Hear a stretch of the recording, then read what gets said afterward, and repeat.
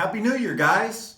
It's 2020, a lot of stuff going on, but today we're gonna get into the out of battery issue for the SIG P320. I think you guys are really gonna be interested in this. I think I solved it, and I'm really hyped to show you guys.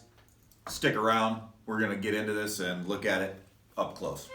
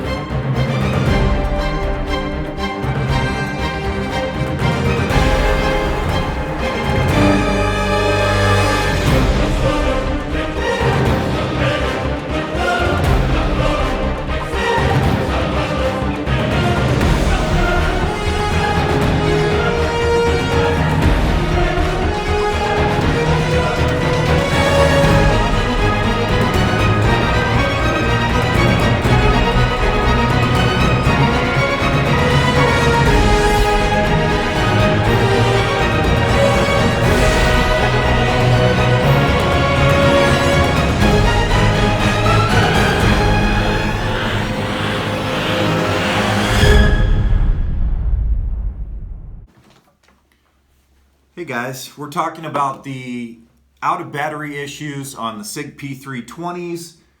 Certain ones seem to do it more than others, and we're going to just jump right into it real quick, and I'm going to show you how I solved it, what I came across, and hopefully you guys can get something out of this and just learn the mechanics of the firearm, which is ultimately how I arrived at a solution. And you can see, well, obviously first we're unloaded. So this is the P320 FDE or Coyote. This is an X5. This, when I built this from 80%, but it's not about the insert or the frame that causes the out of battery issue. It's about the slide and poor research and development on the part of SIG. And we're going to look at that real quick.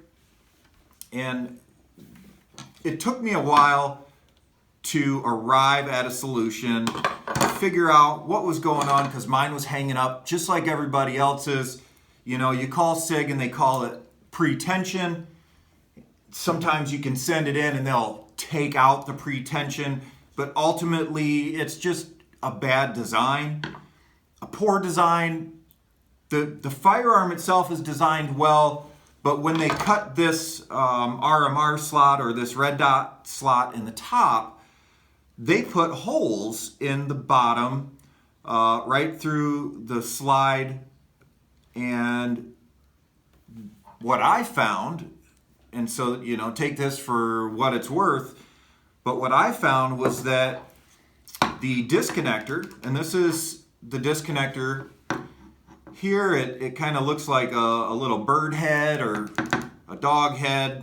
Let me see if I can, well, I guess I gotta close this, open that. Okay, so now I've got the disconnector functioning, and you can see that the disconnector functions by riding over and into a recess where it's allowed to be pushed down and then also come back to its resting position when the slide is closed. And the problem is the slide has a hole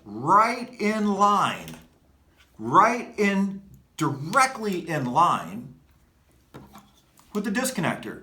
And so this out of battery issue that is happening is caused by this disconnector getting hung up in that hole. All I needed to do was figure out a way, well, could I fill the hole? I don't know. There's a spring in there. I thought maybe could I plug the hole temporarily? That plug might fall out during operation of the firearm. So what I arrived at was, hey, all it needs is a ramp so that when it's riding and sliding back forward, so you got it's assembled, the firearm is fired, the slide moves rearward, and then it goes forward, and it stops directly in line with this hole. And because of that, it gets hung up out of battery. And it maybe it goes a little bit forward on yours or other models, but that hole slows the forward motion of the slide, resulting in an incomplete lockup of the barrel, and ultimately you end up with an out of battery issue. So here's what I did. And I hope you guys, take it for what it's worth. Not everybody's going to want to modify their firearms like I am willing to do personally. But if we look right here, you can see, and let me see if I can get it, here's a little better. You look at this line, this is caused by the disconnector sliding along this surface. So I came in here with my Dremel and a little diamond bit, and I cut a ramp. Just took some of that material out of there. And what happened was, when it got to this point sliding forward, and it needs to continue to go down into this recess that is milled out of this slide from the factory, it gets hung up right here. So I took a little bit of material out and I ramped it down at an angle toward, that might be a little better to see, but you can see that now, instead of just being straight across with a hole, a little bit more straight across and then dip down in, it ramps down into that area. So all I did was just, again, took my diamond, really sharp point tipped Dremel bit, and I just worked that out, cleaned it up, and created a ramp that goes down in to that recess where the disconnector lives when it's in battery. And this took out probably, 99% of the restriction that it had by hanging up inside of this hole. And so when we reassemble this thing, we put it back together.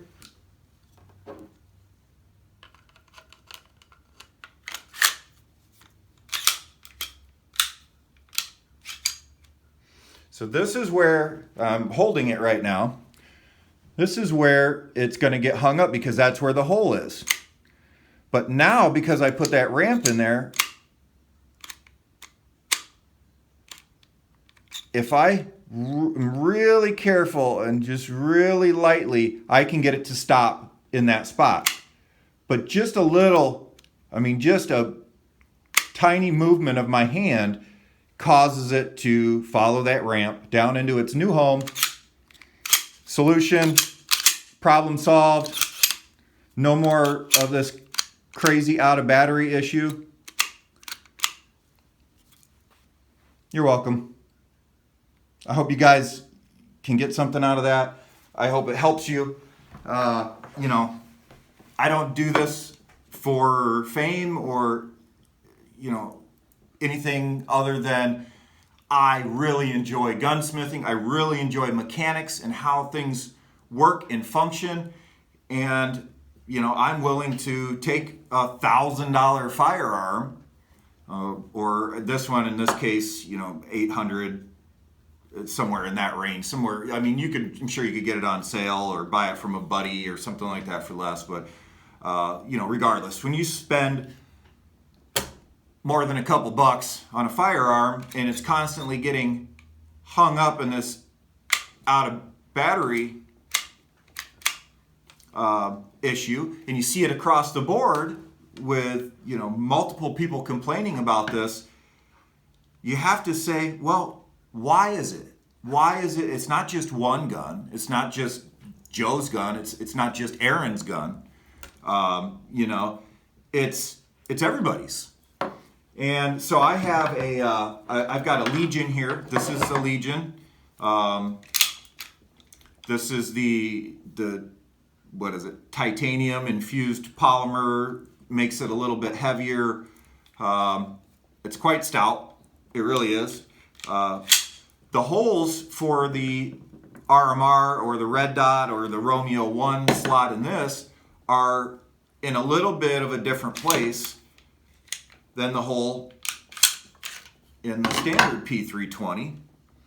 And this one actually has already from the factory, it has that ramp that I cut into it. What do you know? Look at that. It ramps down right where the hole is. So as soon as that disconnector comes in the hole, it's already starting to go down on that ramp. And so this one has a lot less problem with the out of battery issue. I hope it helps you guys. That's all I do it for. And thanks for watching. I do have some another video coming soon about the process of building these 80% inserts, and you know, kind of my experiences with the people that I bought it from, the companies that supply the inserts, and we're going to get into all of that in another video. But this one was far more important. I wanted to get it out to you right away. It's kind of a rushed video, and it is what it is. So thanks for watching. Thanks for sticking around. Thank you very much for subscribing to my channel. We'll see you guys on the next video. Have a great new year.